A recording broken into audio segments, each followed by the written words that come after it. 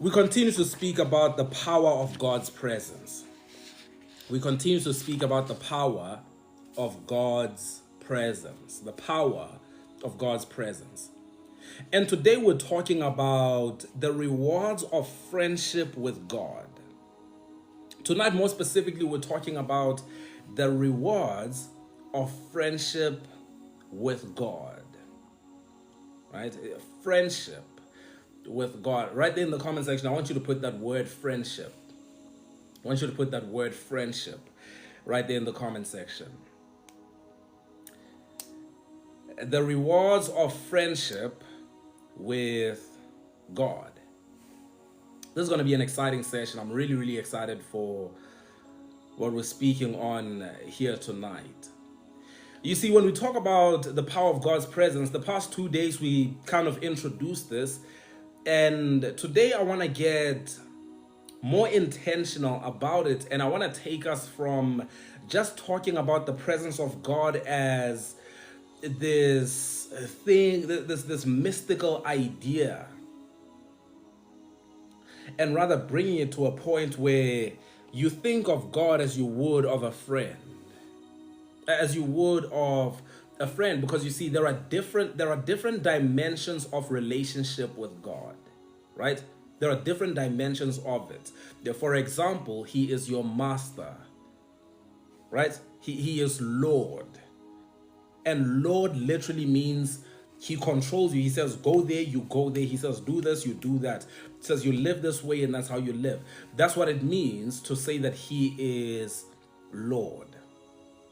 But in the same way that you have a relationship perhaps with your employer, or you might even have a relationship with your father who was a figure of authority in the house. However, if you didn't have friendship, there is a certain level of intimacy that is missing.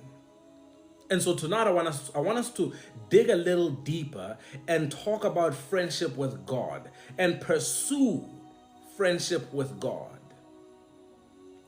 To not just pursue a formal relationship that says, okay, sign here if you want to go to heaven.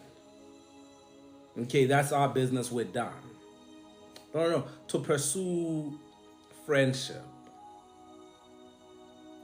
In John chapter 15, verse 15, it says this. I've lost my place. Jesus says, I no longer call you servants, because a servant does not know his master's business.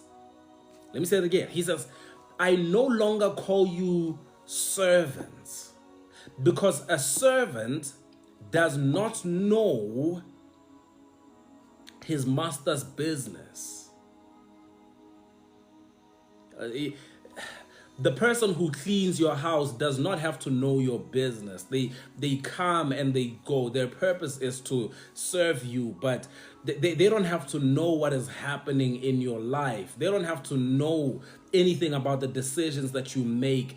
If you are getting ready to move from this house to that house, you just move from this house to that house and tell them where you move to. You don't consult with them. You don't sit down with them and discuss it. So Jesus says, there is a shift in our relationship. Speaks to his disciples. He says, our relationship is going to shift now. I no longer call you servants, because a servant does not know his master's business. Instead, I have called you friends. For everything that I have learned from my Father, I have made known to you. Instead, I call you friends. I'm a friend of God. I am a friend of God. He calls me friend. See, friendship is something deeper than just being a servant, because a servant might be a part of the household, but there are certain privileges that a servant does not have in a relationship. This is beyond fellowship. See, fellowship, we get here tonight, and you might be on a live stream, in the same live stream with 1,000 people. But let's just be honest for a moment. When we show up and we say good evening family, we know, we understand there are limits to that, right? Or was anybody here a bit delusional about it? I'm not trying to disappoint you, but I'm just saying, you know that there are limits to the family that we speak of. Some of you who are here right now, you might have your child watching this with you. Although you call us family, we don't have the same privileges that your child has. You understand that, right? This is more fellowship than anything. We show up and, oh, my brother, my sister. But it's very rare that if you call and you say you are in prison, you will not have 1,000 people show up. There ought to be one. There is that one who will show up. It's not going to be all of us. It's not that we don't love you, but there are certain benefits that are unlocked through intimacy. By the way, me, I would show up. But don't call me though when you're in prison, because how can I can't,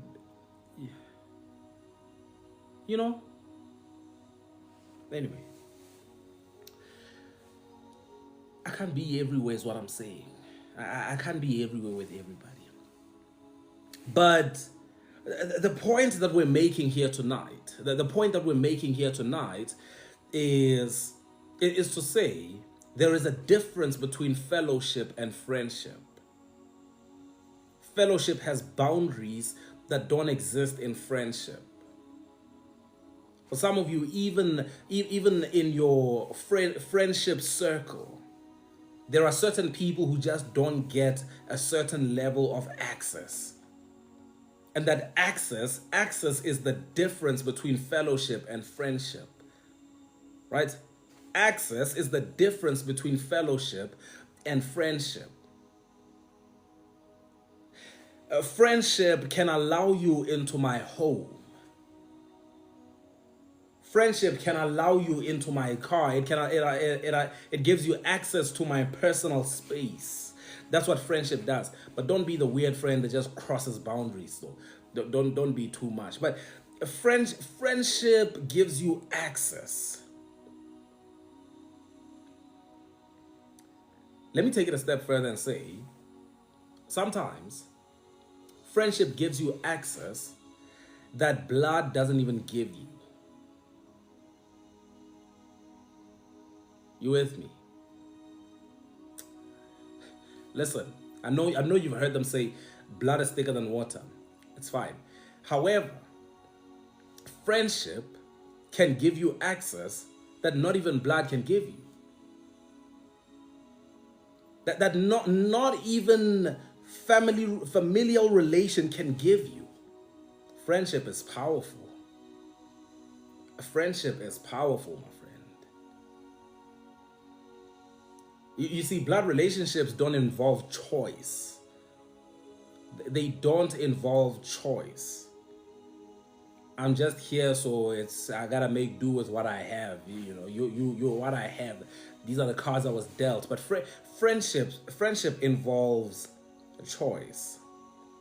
So, with that being said, we're getting into day 20. We're getting into day 20 of unlocking favor with God and people, and I'm gonna read this as slowly as I can, but I'm not gonna read it like so slow as if I don't have grade 12, because you guys know I have grade 12. So in day 20, if you have the book, it's on page 144. If you have the book, opens up with Exodus 33 verse 11. Opens up with Exodus 33 verse 11. Here's what it says. It says, the Lord would speak to Moses face to face as one speaks to a friend. The Lord would speak to Moses face to face as one speaks to a friend. God didn't just speak to Moses with commands and instructions, but this lets us know about the kind of intimate relationship that is not just for tough times, that is not just for emergencies, that is not just for when you are panicking, but rather, how you doing today? I'm checking in. That's it. That's what friendship looks like. As long as your relationship with God is just every time there's a panic, then we haven't arrived at that point of friendship. Let's read this. So in yesterday's reading, we explored how to seek and become aware of the presence of God. Today, we're going even deeper, not just into the presence of God, but into friendship with Him. Not just into the presence of God, but into friendship with Him. Because you see, this friendship that we speak of is a step beyond presence. Here's what I mean. I told you that friendship gives you access.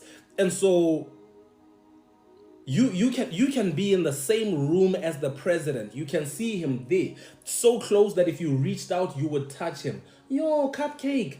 And he might even look at you, and he might even smile at you. But as long as you are not friends, there is a certain level of access that you just don't have. There's a certain level of access that you will not have unless you're a friend. All together, right? So friendship will give you access. It may sound wild to say that that the God of the universe desires to be your friend, but it's true. Listen, it may sound wild to say that the God of the universe desires to be your friend, but it's true. And not only is it true, it's one of the most underrated keys to walking in divine favor. This is one of the most underrated keys to walking in divine favor. Friendship with God, my friend. Let's unpack what this friendship looks like. Why it matters, and what rewards it brings to your life. Let's unpack why it matters, what it looks like, why it matters, and what rewards it brings to your life. So number one, I want you to put this down if you don't have the book. God wants friendship, not just fellowship. God wants friendship, not just fellowship. There is a big difference between fellowship and friendship. Fellowship is what you experience when you're around someone. You greet them, you share space, and maybe enjoy a moment together, right? The friendship is deeper, it's consistent, it's vulnerable, it's built over time, it's personal. A friendship is different to fellowship. Fellowship, I don't have to open up to you. We can laugh together, and we can listen, we can even share bread. But you don't have to open up to me, and I don't have to open up to you. How you doing? I'm fine. And you? I'm fine. And you? I'm fine. And you? That's it. That's all that's all that's really required of friendship. Of fellowship. Rather, friendship is deeper. It's consistent. It's vulnerable. It's built over time. It's personal. It's an ongoing walk. Right? The truth is, many believers have fellowship with God on Sundays, but few walk in the friendship of God daily. Let me say, many believers have fellowship with God on Sundays, but very few walk in the friendship of God daily. We see each other once a week, we talk once a week, we're not really friends like that. Yet, God consistently revealed himself as a friend throughout Scripture. Abraham was called God's friend.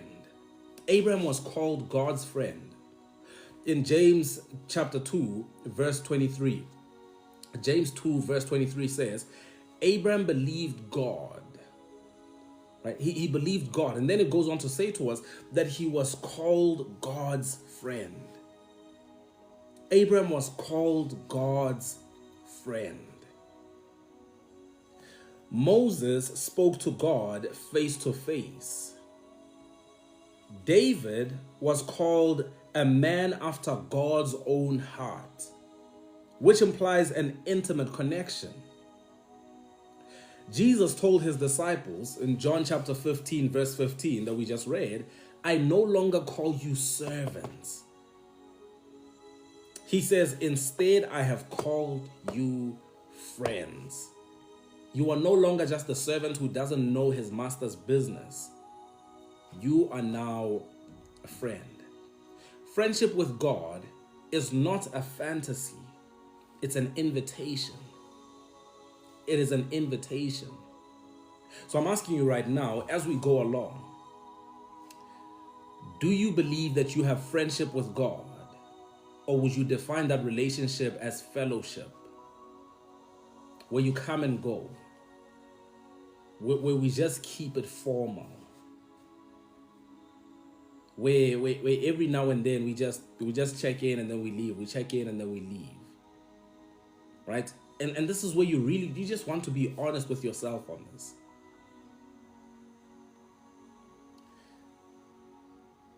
The story of Moses shows us this. The story of Moses reveals a pattern of friendship. There is a pattern, right? Because friendship will be marked by a pattern. If you tell me that you are somebody's friend, if you say to me, Nathaniel and I are actually friends, and then you begin to tell me your story, but I don't hear anything about you and him working together. I don't hear any stories. Like there is no pattern anywhere in your story about you and him.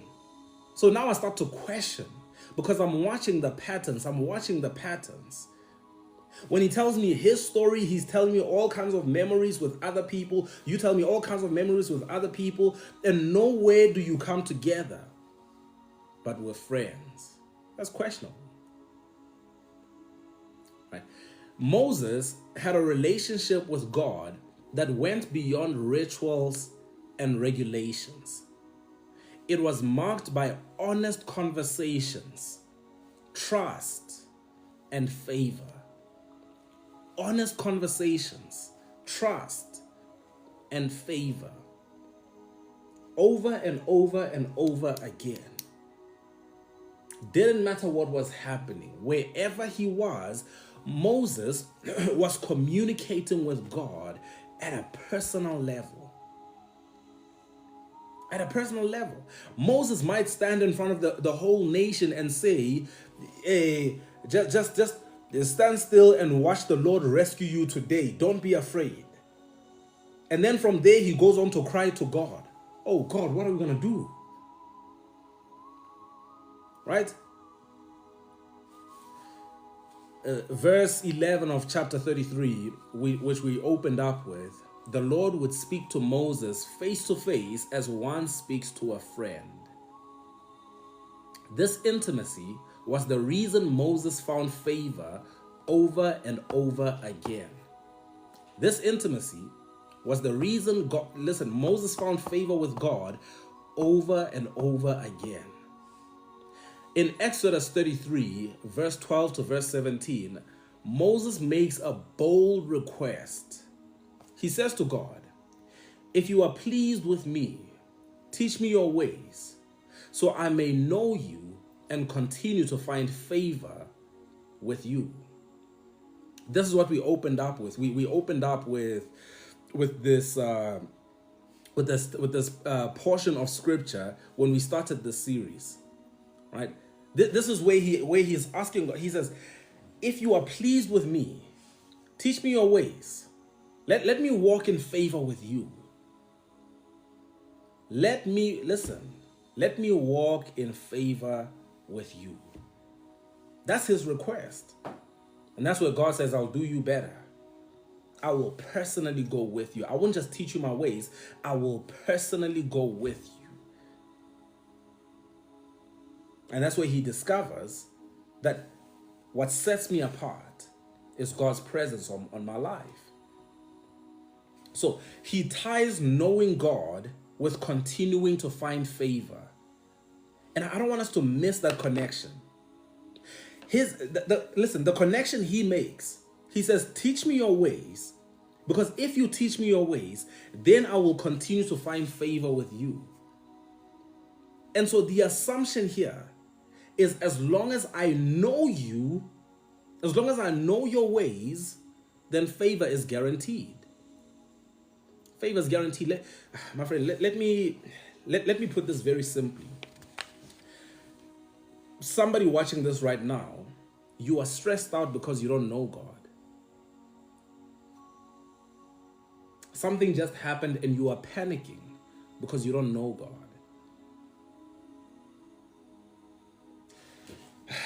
I'll put it to you in simple terms. I'll put it to you in simple terms. Right now, where you are, at the age that you are at right now, I don't know what your age is, but at the age that you are at right now, having walked with the Lord for any amount of time, you know that if you truly knew him, there are certain things you wouldn't panic about. There are certain things you wouldn't stress about if you truly knew him. Here's what I mean. Because you know, say, your wife, because you know your wife, and you know what she's capable of, you know her character, you know everything about her.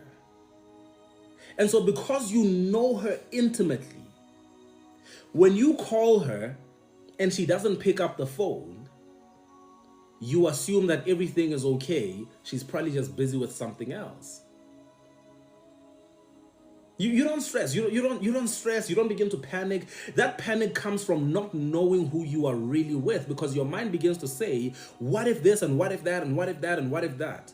And obviously, only a person who does not know who they're talking about would have the what ifs. But a person who is confident about the character of the person they're speaking of doesn't have room for what if. They are steadfast. They are sure. You hear what I'm saying? So I'm saying this to say to us, some of us right now, what we did was we called, yo, God, would you please?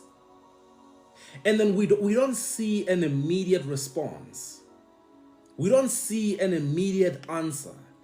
And when we don't see an immediate answer, because we don't know the character of God, we judge him based on the actions or the lack thereof in the moment. You hear what I'm saying? Okay, let me take it a step further.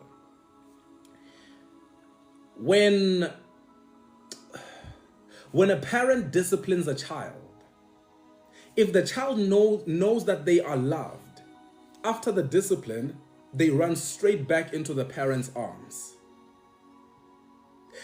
But if the child doesn't know, is not so sure about mom's love or dad's love, they don't know you very well, when you discipline them, they only judge you based on the action at hand. And the action is, you are inflicting pain on me. So that must mean this is an accurate reflection of how you feel about me, because I'm judging you by your actions, not by what I know about you. You hear what I'm saying? So in the same way, some of us, when you find yourself in a season where God is disciplining you, because you don't know God at a personal level, you don't know the character of God, you haven't taken time to study God as one studies a friend. In a season of discipline, you judge God based on the action at hand. You judge God based on what's happening right now. And you start to wonder, if he really loves me, then why is this happening? Those are the words of a person who doesn't know the person they're speaking of. Are we together? I think we are. So, listen, many believers walk in fellowship, but very few walk in friendship. Moses could make bold requests because he knew God. And it doesn't matter what is happening in the moment. He speaks to God based on what he knows of the character of God. To the point where even when he saw the anger of God in a moment, he was able to make a request based on the character of God as he knows it. That can only come from friendship. There is a certain level of confidence in the way you walk that is based on friendship with God. It's based on friendship. You see, when you were younger, if you were at the store with your parents and then they left you in the queue and told you, just wait here in the queue, I'm going to come back and pay for this. As you were approaching the front of the queue and you are pushing that big trolley full of stuff, and now you are the first one on the queue, you're about to be called up next, you begin to panic because you don't know if they're coming or not. You have no idea. You begin to panic.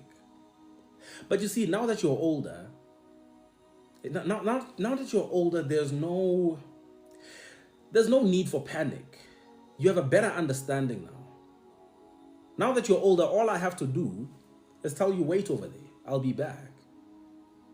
And even if you get to the front of the queue and I'm still not back, you'll simply say to this person, nah, go ahead. Just go ahead. Now I'll go just now. You know now. We're together, right? So, knowing God is directly tied to walking in favor. Because of that access, my friend. Moses wasn't satisfied. We're on page 147 now. Moses wasn't just satisfied. Moses wasn't satisfied with just being a great leader. He wanted more of God. He wanted the closeness of friendship.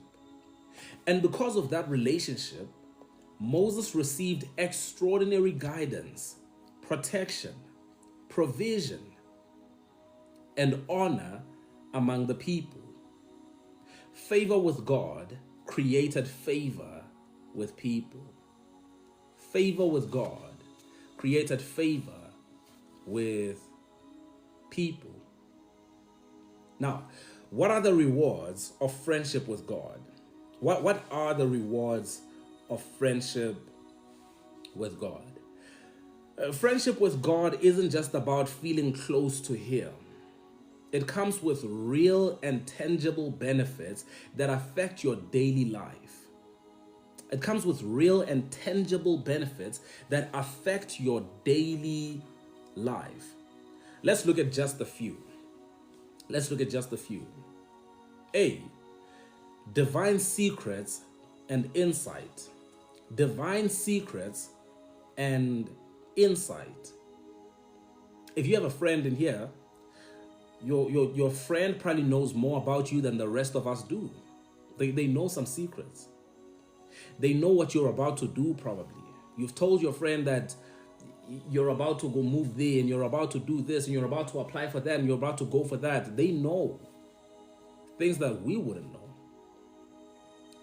The Lord confides in those who fear him. He makes his covenant known to them. Psalm 25, verse 14. Psalm 25, verse 14. The Lord confides in those who fear him. He makes known his covenant to them. He reveals his covenant to them. God shares secrets with his friends. Let me put that very simply. God shares secrets with his friends.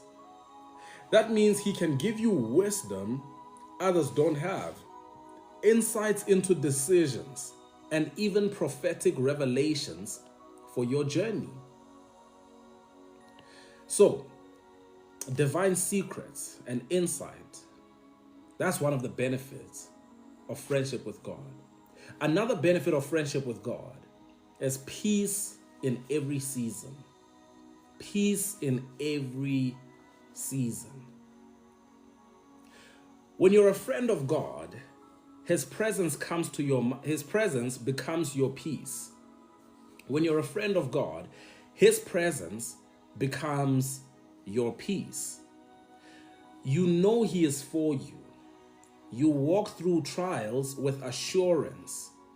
People will wonder why you don't panic like others. And it's because you're not alone. It's because you're not alone. And you see this all throughout, right? You see this all throughout. You see it in David, who was a man after God's own heart. For some reason, there's no panic in times of difficulty. There's no panic. When he sees Goliath, he doesn't panic. He knows that there is an assurance with which he walks. You see it in the life of Moses. You see it in the life of Abraham, who God says, go to a place I will show you. He says, okay, sure, let's go. Packs everything and he leaves off for a place he knows nothing about.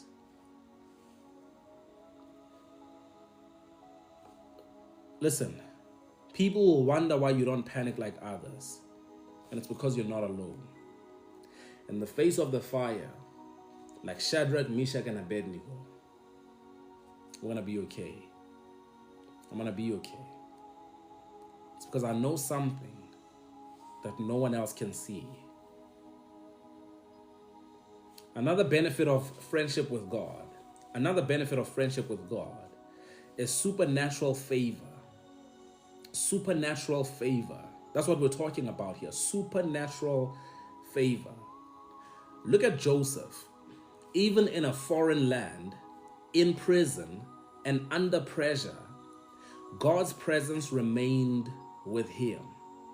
And the result? In Genesis 39 verse 21. Genesis 39 verse 21 says, the Lord was with Joseph and showed him kindness and granted him favor. The Lord was with Joseph and he showed him kindness and granted him favor. Didn't matter what he was doing, didn't matter where he was, didn't matter what was going on.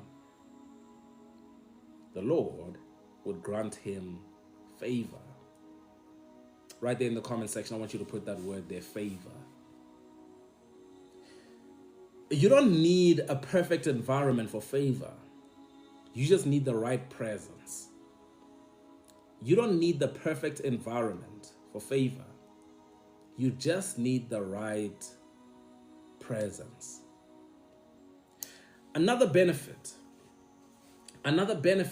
of friendship with God is confidence and clarity. Confidence and clarity. Friendship with God builds unshakable confidence. Why? Because you've spent time with the one who knows the end from the beginning. You have spent time with the one who knows the end from the beginning. This clarity unlocks doors because you walk differently. You carry assurance, and people sense that. You know, I didn't know this, but when I was 19 years old, or rather, I think about 18 years old, about to go to 19, as a young guy who was really insecure, always timid, just afraid of talking to people, afraid of anything, there was one thing that a friend of mine said to me that changed everything for me. It changed everything for me. I remember he said to me, because I told him I was so excited. I was like, yeah, man, you know, I grew up going to church, but now finally I really believe in Jesus now, and I want to just, carry on with this relationship. I want to deepen this relationship and yada, yada, yada. And I remember he said to me, he was a young guy just like me as well. I remember he said to me, he said, listen, you will be surprised, man. He said, you will be surprised. People are just going to start liking you now. I said, are you sure? He said, people are going to start liking you. I said, even girls? He said, especially them. I'm not saying it happens. But he said, people are just going to start liking you. And he didn't know how to explain. I mean, he's a young guy just like myself. So he says, there's just going to be something about you now. He's like, there's just going to be something about you. I said, oh, okay. I'd appreciate something. Nah, something sounds good. Something sounds good. I'll accept something. I'll accept whatever the thing is, I'll accept it. And can I tell you something? I have been living in that since that time. Since that time, I have been living in it. Where I cannot fully explain every divine relationship that I have. Let me tell you something. Where God has laid my name in the minds of people who had never met me before, to the point where they would drop everything just to come and see about me. God has whispered my name into the hearts of people who were in a completely different province, other side of the world. Right?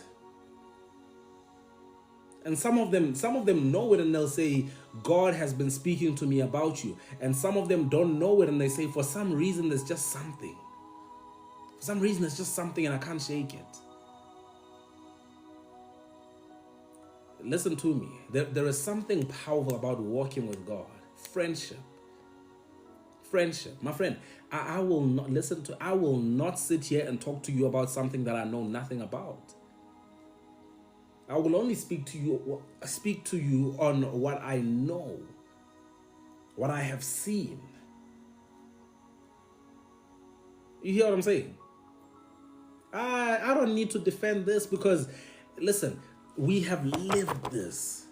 We have seen what friendship with God does. We have seen these benefits of which we speak. We've seen the power of this confidence that just comes up out of nowhere. I meet guys who used to be in primary school with me and in high school with me, and they'll say, but how did you get over that thing, man? How did you get over that thing? Because, hey, you were shy back in high school. So first of all, you don't call a grown man shy. You don't call a grown man shy. Don't anger me. But I can't explain it to you. I don't have tricks and tips. I don't. I do not. It wasn't because I was wearing suits. No, I used to be the worst dresser in every single room that I was in. Listen, I dressed like it happened by accident. That's how it was. I would dress like it happened by accident. Like I just ran into the wardrobe and found myself dressed. So it wasn't anything that was external. It wasn't anything that was outside of me. There was that friendship with God that you just walk in. And it just continues to transform your mind. It transforms your your heart. It transforms you from the inside out. And all of a sudden, what's happening on the inside starts to show on the outside. It starts to project on the outside. And so in the past, when I used to walk like a small man because there was the smallness on the inside, now all of a sudden the largeness on the inside is projected on the outside. And now the chest is out and the shoulders are backwards, and there is this confidence, then there is this clarity on who I am. Right? No longer wonder. There's something powerful. There's something powerful, my friend, about friendship with God. And to some people it's a mystery, but to us we know. We know that it's friendship with God. It is that divine presence that stays with you. Now, how do we build friendship with God? How do we build friendship with God? Friendship requires intentional pursuit and genuine time. I want you to put those two things down. Intentional pursuit and genuine time. Intentional pursuit and genuine time. You see, if I've met you once, it's fine. I'll let you tell people that I'm your friend. But if they say, he's your friend for real, call him on video call, let's see.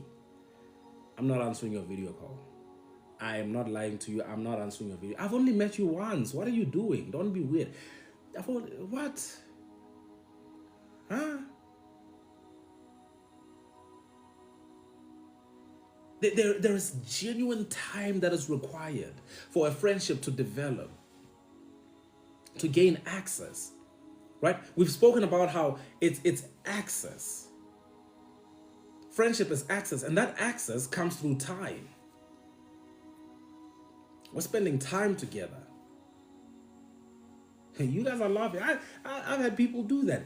I accidentally give somebody my number, and then all of a sudden when they out there, hey, man, Poloko, yeah.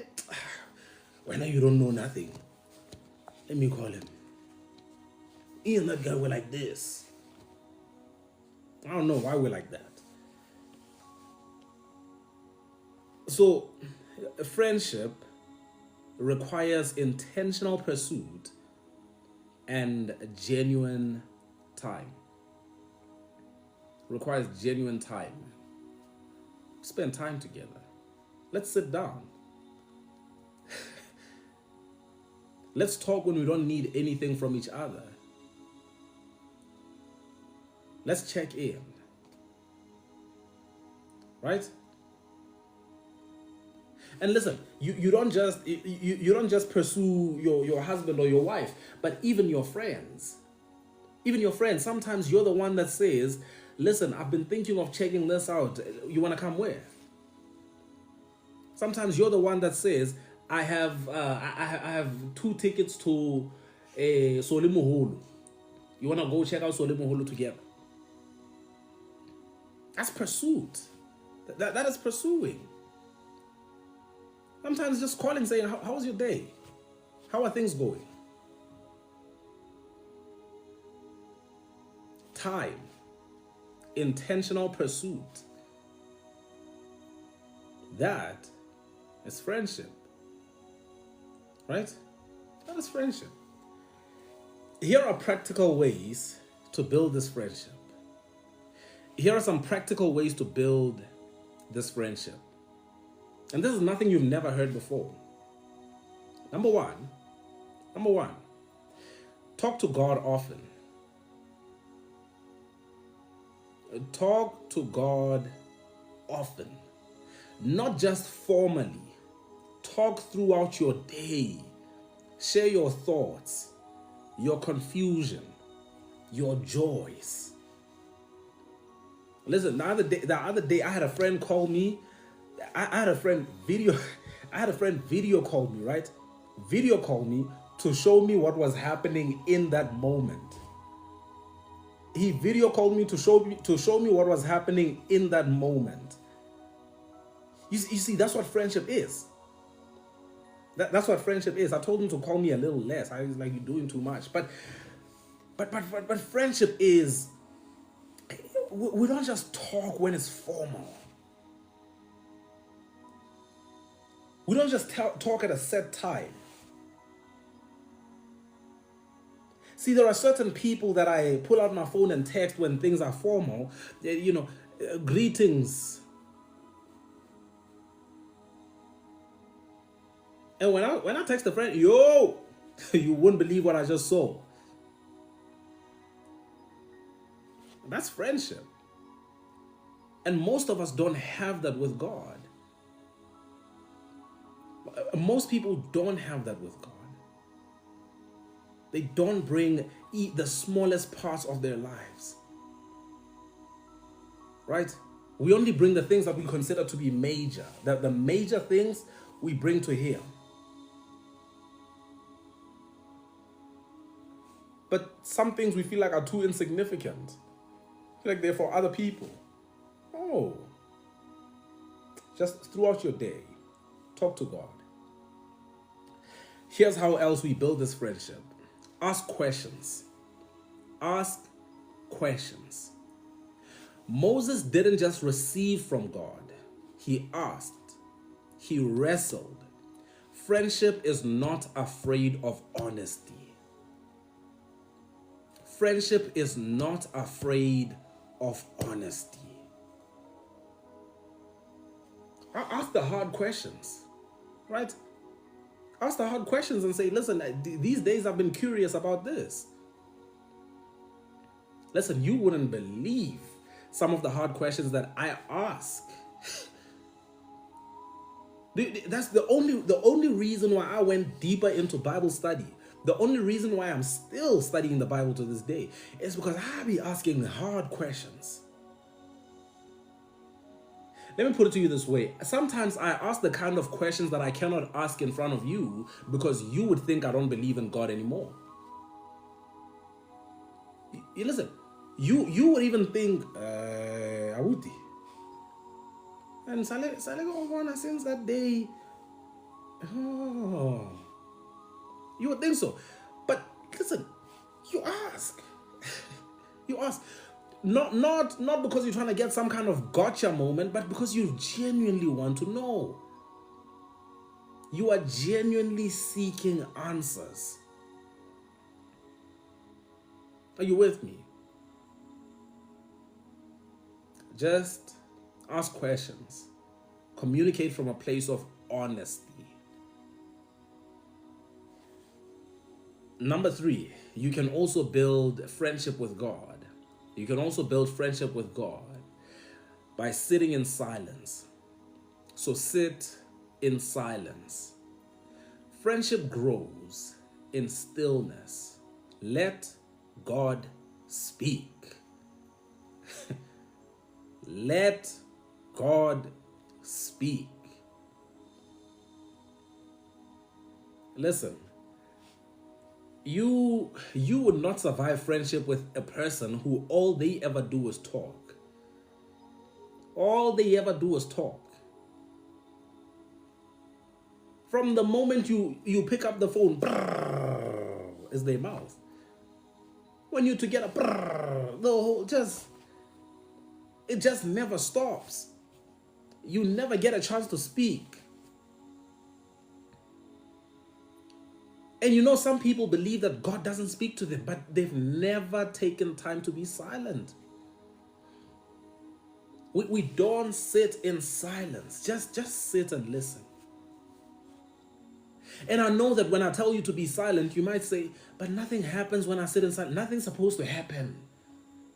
That's the problem. Your problem is you are always looking for something to happen. You want the sky to split. You want the angel to come. You want Mary to come and tell you about her experience as a virgin mother. You just want action all the time. Just silence. Shh. Just pause.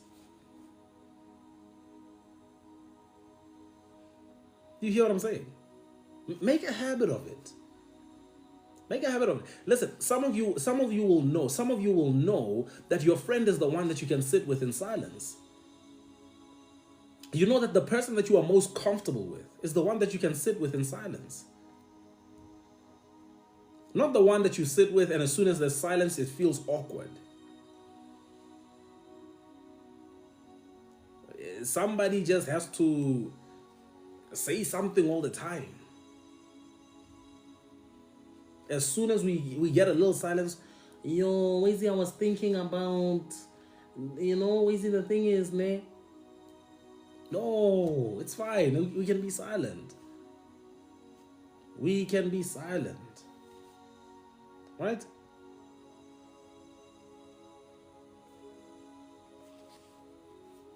And then we also build friendship with God by walking in obedience.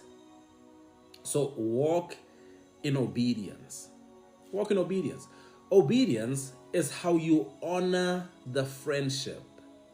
Jesus said, "You are my friends if you do what I command." If you love me, keep my commandments. Listen, you have boundaries in your life. You have boundaries in your life. And nobody can claim to be your friend if they don't respect those boundaries. No one can claim to be your friend if they do not do what you expect. And that's how you vet the friends, right? Because some people might not be willing to do friendship the way, on your terms, and so they gotta go. It's fine. And you also respect your friend's boundaries. So your friend says, "My friend would not do this," and so you don't do that. Your friend says, my real friends remember my birthday. Yo, we are grown, man. We are old. Ha. Oh, okay. Okay. Now, here's the connection to favor. Here's the connection to favor. Now, let's bring this home. How does friendship with God unlock favor? How does friendship with God unlock favor? Simple. You get access. You get access. You're no longer knocking at the door. You're welcome inside. You're no longer knocking at the door. You're welcome inside. Listen, if you woke up in the middle of the night and you found me opening your fridge, you'd probably call the police. Okay, maybe some of you, because violent there, some of you would want to immediately fight if you found me in the middle of the night opening your fridge. Who told you that you can be in here opening my fridge? Oh, but there's a friend though. There is a friend. Right? And that friend can walk in, they can open the fridge. Some of those friends can even say, "Ah, man, I didn't bring a jacket. Let me just check your wardrobe." Some of those friends can say that. So friendship gives you access that no one else has. Here's another connection to favor. You get insight, right? You get insight. You see what others miss. You see what others miss. And oftentimes, my friend, let me tell you like this. These insights can be the difference between your season remaining as it has been for the past 5 years and breakthrough happening immediately. Those insights can be the difference. Right? Oh, I got some information. Let me tell you, I got some information. Let me tell you what I heard. Yeah, let me tell you. Let me tell you what I've seen. right? You guys don't see what's happening. You guys are telling me you don't see you don't hear that. Listen, you know what Elijah does? Elijah says, "There's rain coming. There's rain coming." And not just rain, he says heavy rain. Nobody else was seeing a heavy rain coming. Things had been dry for 3 years. It had been 3 years of a drought, dryness for 3 years. And before there's even a sign of rain, there's rain coming. And then he climbs up to the top of the mountain, and it's just him and God. It's just him and God. His servant says, "But there's nothing." He says, "Go check again." Comes back, says, "There's nothing." Go check again. And 7 times, he just kept saying to him, "Now go check again. I know what I heard. I know what I heard." That's powerful, my friend. That can make all the difference. That can make all the difference. So, you get insight. You also get honor. You get honor. Okay, TikTok says I've been live for too long. Wants me to verify that I'm still human. Anyway, you get honor because those who honor God are honored in return. Those who honor God are honored in return. You ever meet somebody and you try to give them all the credit, you try to compliment them as much as possible? Yo, it's just God, it's just God, it's just God. And they mean it. Right? That time they mean it. It's just God. It's just yo. And you try to say to them, "You're that guy." Like, no. Oh, it's him. When you honor God, you will be honored. You will be honored when you honor God. What you also get is you get presence. You get presence. And the presence of God attracts provision, favor, and protection. The presence of God attracts provision, favor, and protection. No matter where you go, you're with him. You're with him. He's with you. And doors that used to be closed, all of a sudden are open now. Right? Things that used to seem like they were immovable, they were stubborn, they give way to him. And just because you are with him, you get to walk through. Listen, stubborn situations that were looming large over you and over your family and over generations that came before you. When you have that presence, all of a sudden, they all bow at the mention of the name of Jesus. And as they bow, as in the presence of God, there is no threat that stands tall. And you just get to walk through. Right? You just get to walk through. So the presence of God attracts provision, favor, and protection.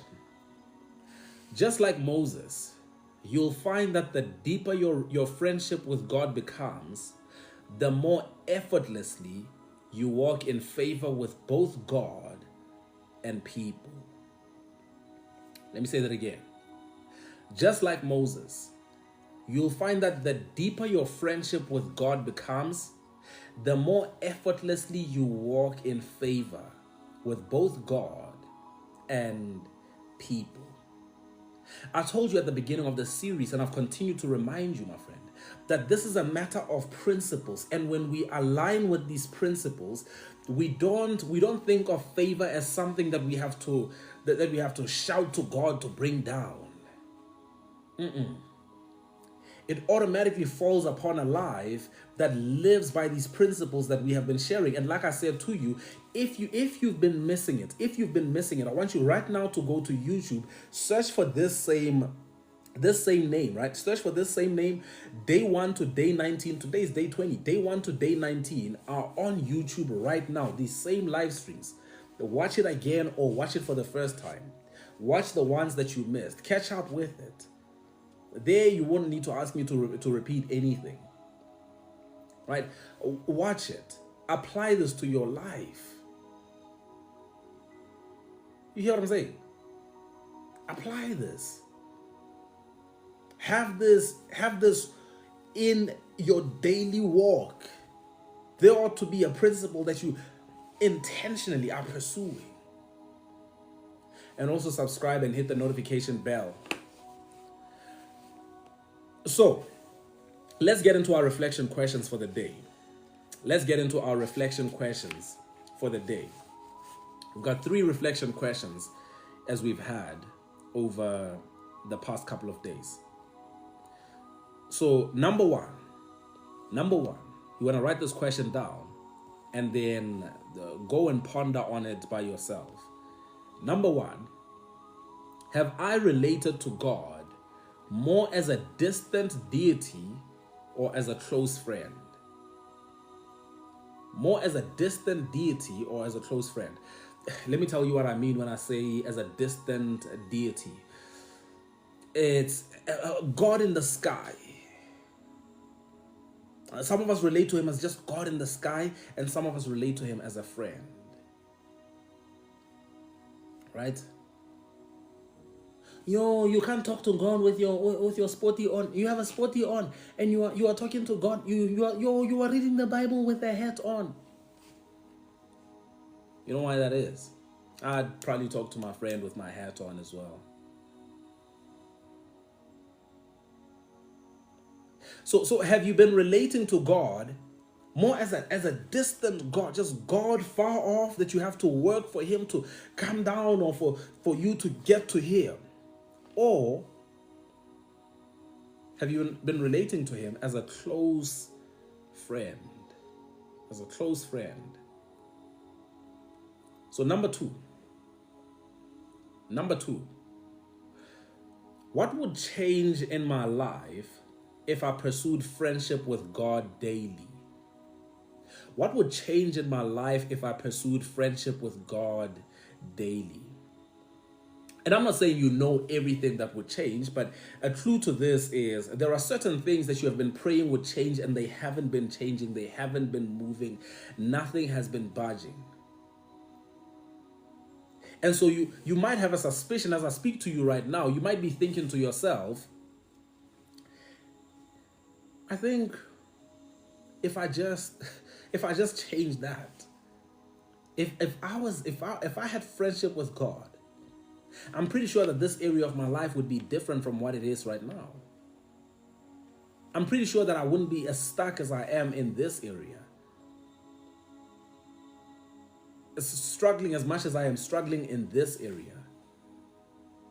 So what would happen in my life if I pursue friendship with God daily? Not just tomorrow morning because it's a Sunday. Not just when we have Bible study here together. Daily and consistently, constantly, throughout your day. Right? We spoke about, I told you, talk to him often. I told you to ask questions. I told you sit in silence often. I told you to walk in obedience. So what would happen? What could change? And then third question. How have I seen God's favor increase when I've prioritized intimacy with him? How have I seen God's favor increase when I've prioritized intimacy with him? Some of us know this because there are times when you went on a fast. You felt compelled to go on a fast. And you know. Anybody asks you, you still tell them about 26 January 2003, because that time you went on a fast, that time you were so determined, and you saw the power of God. You just know. You know that you know that you know, and that has been your reference ever since. Right? So you wanna sit down and just reflect on that. How have I seen God's favor increase when I've prioritized intimacy with Him? And so I'll put it to you this way. For me to take on the assignment to write this book, when I took on the assignment to write this book, and it was challenging in the beginning, but then I realized that the whole assignment was for me to go back on my life and to realize that God's favor on my life was not accidental. So go back to the times in your life when you were favored, and you will find clues of how your relationship with God was. You will find clues. You will see the principles that you were living by. You will see the things that happened that unlocked that favor. It wasn't random. It wasn't an accident. So you want to sit down and you want to reflect on this. How have I seen God's favor increase when I've prioritized intimacy with Him? And then here's a challenge for you. Here's a challenge for you, because you know we end this with a challenge. This week, set aside at least 15 minutes each day to pursue friendship with God. Talk, listen, journal. Talk, listen, journal. Keep it real. Start the conversation and watch what begins to shift in your awareness, your confidence, and your favor. I'm going to say it one more time. This week, set aside at least 15 minutes each day. Just at least 15 minutes each day to pursue friendship with God. And in that time, you want to talk, you want to listen, and you want to journal. And I know sometimes you sit in silence and you start thinking about what happened next door. It's fine. It's fine. That's because it's been 32 years of liking gossip. So it might take time to just recalibrate your mind and get some of those bad habits out. Just be patient with it. Right? Just be patient with it. Don't say, no, easy. When I sit in silence, the problem is I start thinking about one beat from next door. No, just do it again tomorrow. You do it again tomorrow. You do it again tomorrow. Right? And over time you realize that you start to get rid of these old ways, these old habits. Now all of a sudden you are not so much in people's business anymore. Right? So don't get so frustrated so quickly. And I want you to understand that when it comes to silence, don't get frustrated so quickly, because when you sit in silence you fall asleep. It's fine. You'll wake up tomorrow. You'll wake up and then you'll do it again tomorrow. You'll do it again tomorrow. But you want to get yourself into the habit of it. But get yourself into the habit of it. Don't, just because you heard me here tonight and you felt like it should work, it doesn't mean it should work tonight. It should work by tomorrow. No. It might take time. And it might take time because you've been this person for a long time. You've been this person for a long time, so it's not easy to just snap out of it. You're not going to just snap out of it. So start the practice, right? Begin to just get into the habit. Talk, listen, and write down. Talk, listen, and just write down. You with me? And then I want you to keep it real. You be honest. Just be completely transparent. You start the conversation and then just watch what happens. Right? Watch what happens. So, may God help us, my friend. May we remember that the purpose of our walk with God is to develop friendship. While we're here on earth, we want friendship. We don't just want the title of a friend. We don't just want to call him a friend. We want the access of a friend. We want that access that comes with friendship. We want the confidence that comes with friendship. The clarity that comes with friendship. The kind of trust that is rooted in friendship. Ah man, this is gonna change your life. This is gonna change your life. But remember, I told you, don't let simple things go over your head just because they're too simple.